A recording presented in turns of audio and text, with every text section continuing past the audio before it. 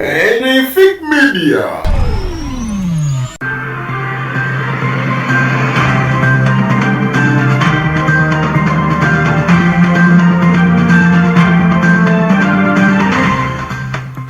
Lwasa yevuma Diana n'abatanzi gowanviirako okulekawo Desire Luzinda kati wuyo mwestaaga.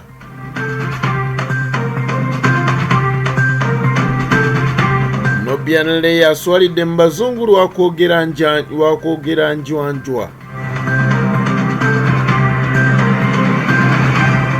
Lombo ye Fred akolera President Museveni abitex yabyogedde.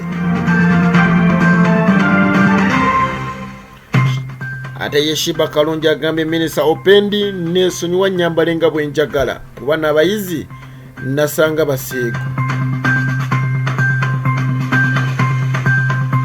Parliament etabukidde Matiya Kasaija Ruth Nankabirwa lwa mafuta agali nnyinkanda. Ate ye Enja alemeddeko ayagala waakiri ettundutundu ku by'obugagga bwa Lwasa olw'okumumalira obudde n'ebiseera.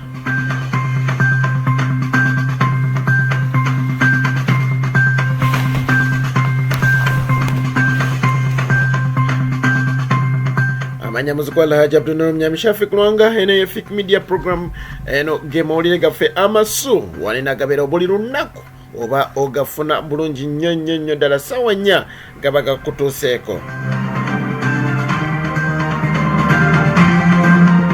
Nubian Li y'omu ku abali bamemba ba National Unity Platform abasinga okutambula n'omukulembeze w'ekibiina ekyo amanyiddwa nga Robert Kyagulanyi Ssentamu nno akatambi akatandise okuba nga tekafuluma ku mukutu emigatta abantu oba emikwanira wala giyite social media gy'alagidde ddala nti ekyamazima Nubian Li ebibuuzo byamulemye okuba nga ate adda mu luvannyuma lw'okubuuzibwa ekibuuzo ekyabadde ekitono ennyo era bw'ati n'asobola okuba nga ku President Yoweri Kaguta Museveni abantu be yatta mu mwaka 1980 wakati wa 80 mpaka ku 86.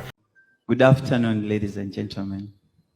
I'm so honored to be on this panel. Thank you, David. Before I answer that question, I just want to give a little bit of history of torture in Uganda, especially around dictator Museveni. He came into power by means of a gun, that's in 1986, and about 50 million people were killed. Ono yavudde n'abeeranga agamba nti President Museveni yatta abantu obukadde 5 obw'abantu naye nga wetwogerera wenjogerera kaakati Uganda tetunnaweza bukadde 5 ate mu mwaka 1986 Uganda yalina abantu obukadde 13 mu emitwalo 64 mu 100. Kigambibwa nti abantu abattibwa bali wakati w'emitwalo 10 ku mitwalo 5 tebawera nakakadde kamu. Abantu abenjala bavudde n'abeera nga ate bamubuuza lwaki yazzeemu ekibuuzo ekitabadde ekibatamubuuzizza era bw'ato kiyataarivayizinze. Abalala ne banenya principal olw'obutatambula n'abantu abalina bwino.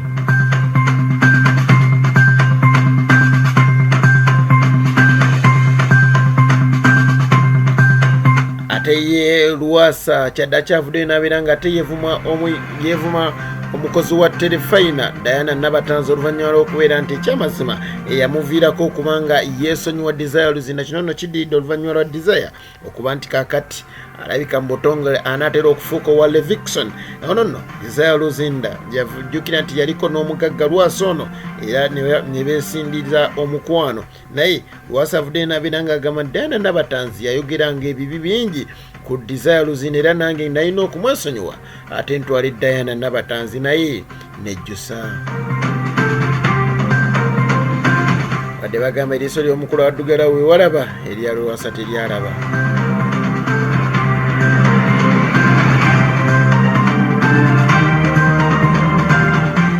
ate ye Abitex ono namanyiddwa nnyo nga omu ku bategesi b'ebivvulu avuddeyo bw'ati n'asobola okubeera nga agamba nti kyamazima onono omwami Frederick Lumbuye ononna abeera nnyo ku social media nga awaana Nuupu wamu n'okubeera nga ate ayogera ebigambo bingi ebivumirira President Yoweri Kaguta Museveni ne gavumenti ya NRM wamu ne Katikkiro Charles Peter Mayiga n'abo bonna abali mu Buganda batayagalayo okujjako Bene Cuucu Magulu Nyondo.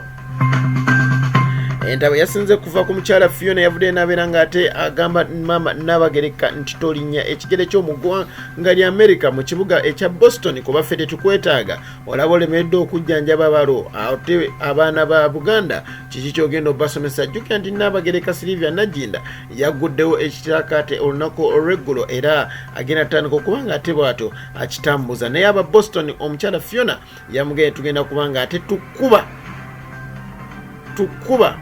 no ame oba yagamba emenvu naye nga bagenda kubanga babeerako bebamukanyugira bw'atyo Maama Nabagereka. Kati nno Fred Lumbu yavudde n'abeera nga ate awaana nnyo omukyala Fiona ebigambo yasobodde okubanga ayogera era bw'atyo n'asobola okubanga alabula Principal Robert Kyagulanyi Ssentamu mu kuba ntadda mu kwogera kigambo kyonna ekikwatagana ku Buganda abeere yekka ku nsonga z'ebyobufuzi kuba zategeera. Naye jjukira nti Bobi Wine yavudde n'abeera nga agaana abo bonna abambadde obubareti za red eza People Power oba abali mu nsaati za People Power okuvaayo ne bakonjera ebigambo ebyenjawulo ku Buganda wamu n'abantu ab'enjawulo. Abitex avudde n'agamba nti Lumbu ye twamulabirawo musajja w'NRM era akolera President Yoweri Kaguta Museveni. Katubirinde. Parliament y'eggwanga lyattu Uganda yasobodde okubeera nga ate bwetyo etabuka ku luno akakiiko bwetyo akakulibwa omwami Joseph Gonzaga Sewongu aka Government Assurance Committee bwetyo kasobodde okubeera nga kakunya Minister Matia Kasaija omukyala Ruth Nankabirwa lwa mafuta agalinnye enkanda. Kujjukira nti nno gye buvuddeko Minister akwatagana ku nsonga za energy wamu n'ensonga endala bw'atyo yasobodde okubeera nga avaayo n'agamba nti omuwendo gw'amafuta we gutuuse talabawo kizibu lwaki gavumenti eyingirawo tegunnaba kubeera nga ate gupaaluuka nnyo. Abaka bano bavudde n'abeera nga ate basaba abakulu banene bombiriri bonsatule okuli Matia Kasaija, Ruth Nankabirwa omune onono omuwandiisi ow'enkalakkalira oba amanyiddwa nga Permanent Secretary Irene Batebe bwe batasobola okuba nga bajja babulire Parliament lwaki amafuta ebbeeyi erinnya buli lukya lwaki ebbeeyi yaago tekka.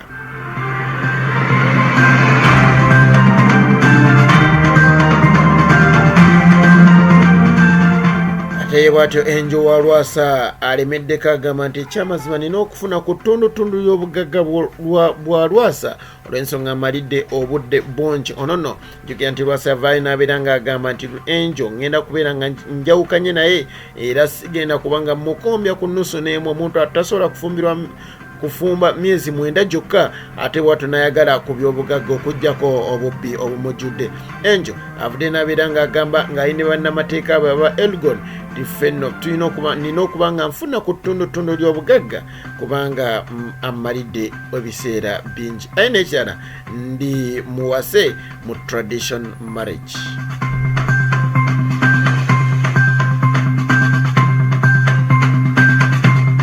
Nagana yasembayo omuyimbi Shiba Kalungi bw'atyo kyaddaaki yasobodde okubeera nga yanukula Minisita Opendi onono. Shiba y'omu ku abo abayimbi abaagaaniddwe okubanga badda okubeera nga baddamu okuyimbira abayizi mu masomero olw'ensonga y'ennyambala yaabwe. Shiba jjukira nti yayambala obugoye buli eri busuuluulu bw'otobola okuba nga ate otunula paka w'otuuka emugga.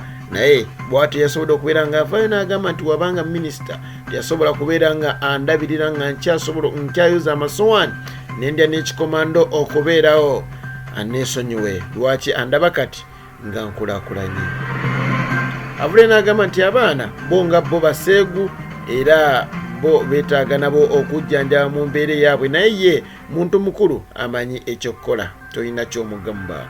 Ako nkakulekeddemu kakusanyuse nga bulijjo tutekayo akagambo akasembayo tukajja no ku social media ako nno ne kakunyumira. Muzikola hajja Shafi kulwanga Omukama Katonda akonkomere.